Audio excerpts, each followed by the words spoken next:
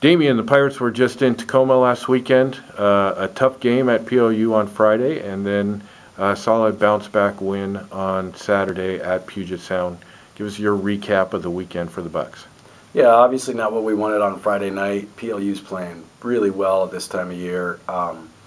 Their defense is really, really tough. It was a defensive battle both ways for most of the game. Honestly, I thought we did a pretty good job. We just could not get things going offensively, didn't shoot the ball well. Worst shooting performance we've had all year.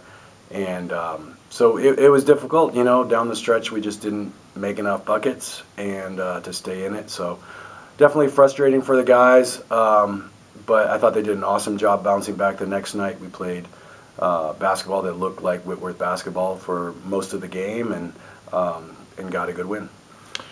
You did say for most of the game. There was a 6-minute stretch that spanned the end of the first half and the first part of the second half where UPS actually outscored us 25-1. Yeah. As a coach, have you ever been in a game where you've been outscored 25-1 and still won the game?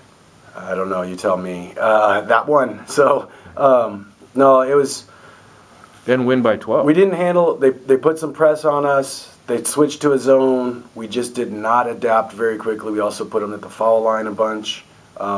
So, you know, it was kind of a bad storm. Wish I would have taken a couple of timeouts in that time frame to kind of stop the bleeding and get us back into a rhythm. But it's funny when you exclude that time frame. Like I said, I'm really happy with what we did. Mm-hmm. So sometimes that happens. You know, it was senior night for them.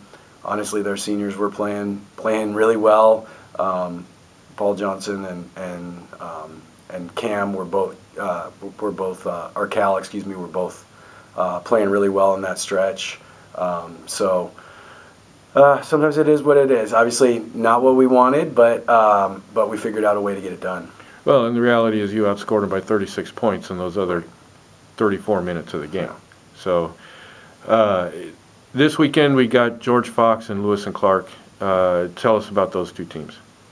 Well, Fox gave us a heck of a battle when we were down there earlier this year. They really spread you out and put a lot of pressure on you with the dribble drive. And, you know, we were at the end of our 6-game stretch, so we didn't have a lot in the tank.